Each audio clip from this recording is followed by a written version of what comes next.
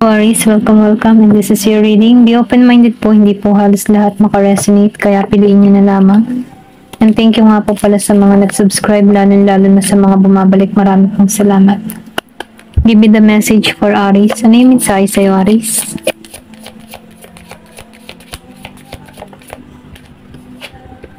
Meron ka ditong fixed sign.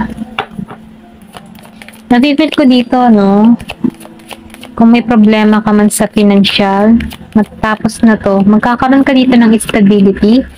And then, nakikitaan ko rin dito na huwag kang mawawalan ng pag-asa kasi nakikitaan ko dito yung pagiging mong stable sa sitwasyon, kung meron ka mga kinakaharap na sitwasyon. And then, nakikitaan ko rin din sa inyo, no, kung meron ka ditong person na Taurus, Leo, Virgo, and Aquarius, tapat ito sa'yo, okay? Kumbaga, ikaw ang happiness ng tao nito.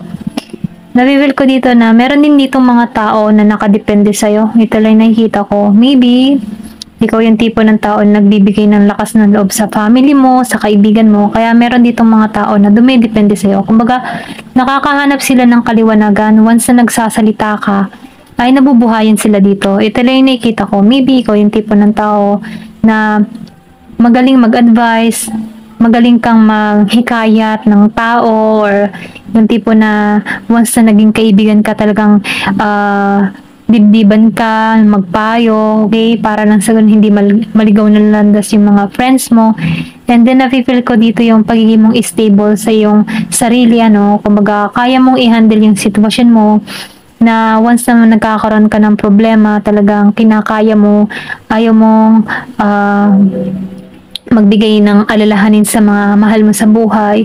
So, nafe-feel ko dito, kaya mong ayusin. Okay? Ikaw yung tipo ng tagapag-ayos. Once na meron din sa paligid mo na nag-aaway, ikaw yung nagbibigay ng gabay sa kanila. Okay? Ito lang nafe-feel ko kasi mabuti kang tao dito sa fixed sign. Okay?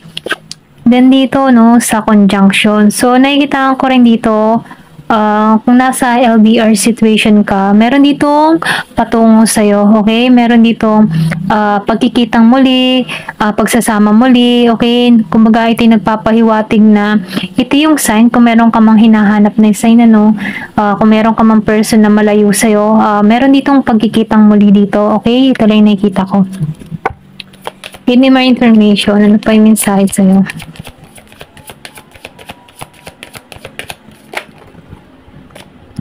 Meron ditong husband. So, nakikita ko rin dito, no? Ikaw yung tipo ng tao na talagang independent. Kumbaga, kaya mong pahalagaan yung sarili mo. Merong paglagong nagaganap sa'yo. Kumbaga, nafe-feel ko din dito na iba yung pananaw mo sa buhay. Kasi, merong something sa'yo, or pwede rin sabihin na merong nakikita sa yung tao kung paano mo hinaharap ang buhay, kung paano mo hinaharap ang mga pagsubok na kinakaharap mo dito, no? Nafe-feel ko dito yung pagiging mong earth angel, na kung saan nagbibigay ka ng payo, advice, sumasandig sila sa'yo, okay? Once na naandyan ka, napapanatag sila sa'yo, okay? Ito lang nafe-feel ko. And then, nakikitaan ko rin dito yung abundance mo. Meron dito spiritual na awakening na nangyayari sa'yo. Ito lang yung nakikita ko sa House of 10.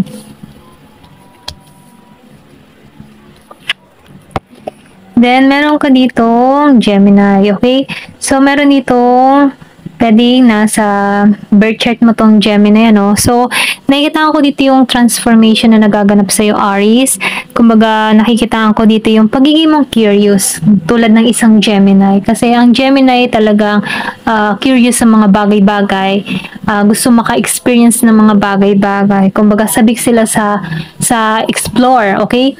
So, meron kang gano'n na sa birth chart mo. Okay, ito lang nafe-feel ko, no? Kung alam mo yung kabuuan ng birth chart mo, alam mo yung tinutukoy ko. So, nakikita ko dito yung transformation na nangyayari sa'yo. And then, nakikita ko rin dito na malakas yung intellect mo. Malakas yung iyong pangunawa. Matalino kang tao. Na kung saan, ano, kaya mong i-handle yung sitwasyon once na may kinakaharap kang problema. Nafe-feel ko dito na nagagawan mo ng paraan ng maayos. Kasi, ginagamitan mo to ng isip. Nakikitaan ko rin dito yung malalim mong mag-isip. Okay? And then nakikita ko rin dito, no, ikaw yung tipo ng tao na meron kang kakayahan maging pinuno, okay? Kumbaga, sa networking, pwede kang magbigay or manghikayat sa iba. Kumbaga, sa iyo nagmumula. Ito lang yung nafe-feel ko sa'yo, no? And then nakikita ko rin dito yung tagumpay. Kumbaga, success tong naghihintay sa'yo. Kasi, meron kang skills or kakayahan na manghikayat sa tao, okay? Or kumbaga kung may mga proposal ka, business ka, madaling mahikayat sa'yo dahil nakikita ko dito yung magaling mong pananalita.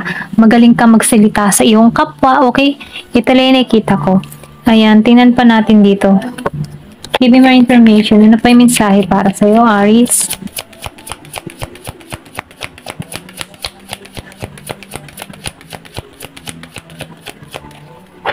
Give me the message. Ano pa yung mensahe? So, meron ka ditong Mercury. So, nakikita ko dito, no? Marami kang natutunan sa experience, sa karanasan mo, kung bakit nagiging kang matalino, okay? Parang kaduktong lang nitong Gemini dito, no? Kumbaga, marami kang natutunan or pwede rin sabihin na maraming natututunan sa iyo yung tao kasi magaling ka magaling kang manalita dito, no? Kumbaga, nakukumbinsi mo yung mga tao sa paligid mo. Once na nagsasalita ka dito, talaga nagkakaroon sila ng lesson or aral sa mga sinasabi mo dito. Kasi nakikita ko dito na bago ka magsalita, iniisip mo muna yung mga sasabihin mo kung makakabuti ito para sa iyong kapwa dito. Kasi malaki yung nagaganap na transformation sa'yo. Okay, ito lang na-feel ko dito. Ayan, give me more information. Ano pa yung mensahe sa'yo? Yung iba sa inyo, no, nakikita ko dito yung larangan ng trabaho ay sa online networking. Okay? Wait lang, kunin ko nahulog.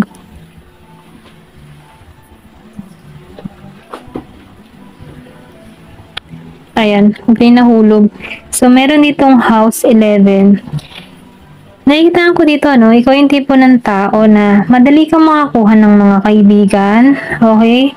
Kasi nakikita ko dito na yung bang tipo na madali kang makasundo, hindi ka kontrabida sa mga tao. Yung bang tipong once na meron nag-uusap dito na kasama ka sa pulong, hindi ka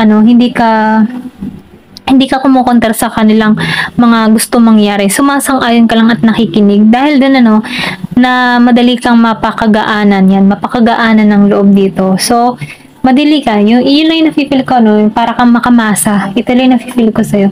So, tingnan natin kung ano pa yung advice sa'yo. Give me the message. Ano pa yung advice sa'yo?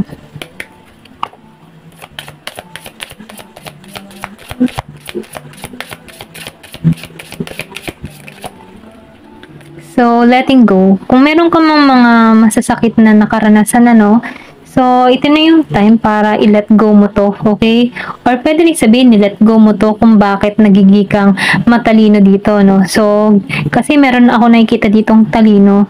And then, nafe-feel ko din dito, no? Yung iba sa inyo, merong sumusubaybay, may nakatingin. Pwede rin sabihin, meron kang tagahanga dito na tinitingnan kung anong lagay mo, okay?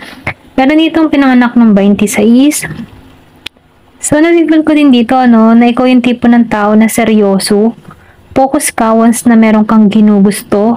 Kumbaga, nakikita ko rin dito na marami nagkaka-interest sa'yo. Kumbaga, mo lang. Mystic. Parang misteryosa. Ganyan. O misteryoso. Ganyan yung energy mo. So, nafe-feel ko din dito, meron ditong tukso. So, minamong kaya sa'yo dito, iumiwas ka sa tukso. Meron ditong home. Yung iba sa inyo, nafe-feel ko dito na meron ditong tao na kung saan naaalala ka nito. Feeling home siya once na kasama ka. Meron ditong namimiss ka dito sa home. Meron ditong pinanganak nung 8. And then meron din ditong 35 years old. Meron din ako nakikita dito na meron ditong message na kung saan binabasa ng tao nito. Kung meron ka man nakausap, meron ka ditong person na wala kayong contact sa isa't isa, itong tao nito, paulit-ulit nitong binabasa yung conversation nyo. Okay? Yung huling mensahe mo dito.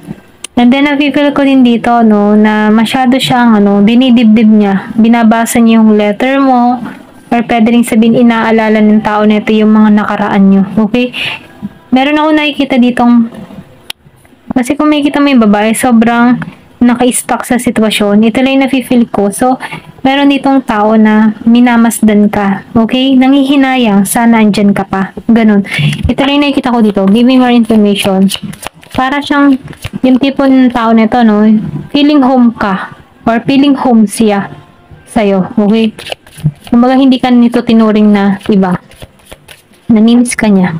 Give me more information. Meron ditong Year of the Dragon. So, dito, no, entrapment. Yung sinabi ko kanina, no, na naka-stuck, na nakatrap siya sa sitwasyon. So, meron, yung man tipo, no, wala to pang ginagawang hakbang dito. Maybe, kaya to nakatrap sa sitwasyon kasi meron tong kinakasama, pero naalala ka niya. Pwedeng napilitan lang to sa kanyang kinakasama dito. Okay? Natrap siya sa isang sitwasyon na nahihirapan siyang alisan. So, nalulungkot ang tao na to. Okay, kung meron ka mang ganong person, no, meron itong 34. Merong magic dito. Ito lang nafe-feel ko. So, meron itong procrastination. So, sundin mo yung instinct mo, sundin mo yung intuition mo. Meron dito ako nakikitang divine timing para sa inyong connection. And then, nakikita ko rin dito, no, na malalim ka mag-isip, okay? Talaga na-feel ko. Sundin mo yung instinct mo once na meron kang mga kutob-kutob. Meron ako nakikita dito na magkakaroon ka dito ng kaliwanagan, okay? And then nakikita ko rin dito, no? Malalim ka mag-isip. Malakas yung iyong pakiramdam. Alam mo yung limitasyon mo dito, okay? Kasi na-feel ko dito na nakakonek ka sa sarili mo. Yung bang tipo na, alam mo yung mga aware ka sa mga bagay-bagay. Alam mo yung limitasyon mo, alam mo yung hangganan mo. Kumbaga may kakaiba para sa'yo, okay? May kakaiba ka. Kakaibang babae, kakaibang lalaki. Ikaw, ito rin na-feel ko. Kasi alam mo yung, meron ka sariling paniniwala dito. Ito rin nararamdaman ko dito sa procrastination, okay? Give me more information. So, healing. Yung iba naman sa'yo na sa healing process. Meron kang pagpapahingang ginagawa. Andun ka sa moment na nagre-recharge ka, binabalik mo yung lakas mo, katatagan mo, binabalik mo muli yung sarili mo dito. Kasi alam mo na kasi maybe, nagising ka din dito, no? Kung nasaktan ka before. Kasi meron ditong something na hindi maganda, no, na nagkagulo sa connection or meron kang nakahidwaan dito, pero nakikita ko dito na sa healing process ka. Pinapalaya mo yung sarili mo kasi ayaw mo na matrap sa sitwasyon. Ito lang yung nakikita ko, love. So, minamahal mo na yung sarili mo. So, meron ditong involved na pag-ibig. Pwede rin sabihin na meron kang minamahal na tao dito pero hindi pwede. Ito lang yung nafe-feel ko. So, meron ditong magical na ako nakikita kasi meron ako nakikita ditong doll. So, meron ditong love spell. Pwede rin sabihin, ano, kung meron kang nararanasan na kakaiba, meron something dito na trap. May love spell. Hindi halos lahat sa part na to.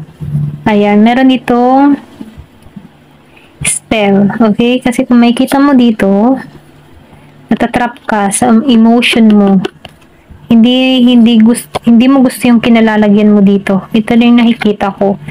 Feeling nakagapos ka dito. Meron kang mahal na tao pero meron ka din dito parang hindi mo na meron kang ibang iniisip pero natrap ka sa isang sitwasyon na hindi mo malis-alisan, okay? Or meron kang ganung person, okay? Kaya itong tao nito na nag-iisip dito nasa healing process. So, sundin mo yung instinct mo dito. Ito lang yung mensahe sa'yo. Sundin mo yung kutob mo. Kung pakiramdam mo, parang merong something involved na hiwaga sa connection nyo. So, nagpapahiwatig to, no? Kasi nafe-feel ko dito, meron ditong manika. Okay, may manika dito at may karayom, may tinuturok. Ayan, ito lang yung nakikita ko. Merong involved na hiwaga. Kung makikita mo, meron kasing shadow dito, no? Ayan. May ahas pa. So, meron ditong nakatrap. Pwedeng nasa connection ka na merong nagbibigay ng masamang intention sa'yo dito para magsolo ka. Okay? Para loveless ka, malungkot ka sa sitwasyon, hindi ka magkaroon ng true love, okay? So, meron dito something. Pero ganun pa man na napipil ko dito yung healing na nagaganap sa'yo. Nasa healing process ka. Or pwede rin kilala mo na rin kung sino tong tao na gumagawa sa'yo. Okay? Yung nagbibigay ng masamang intention sa'yo. So, manalangin ka na lamang po. Okay? Dasal. Pray. Nabigyan ka ng talino, karunungan para maalisan ng ganitong uri ng sitwasyon. Ayan, hindi po halos lahat ito makaka-resonate sa iba, kaya piliin nyo na lamang ang parte ninyo. Ayan, thank you for watching and love and peace.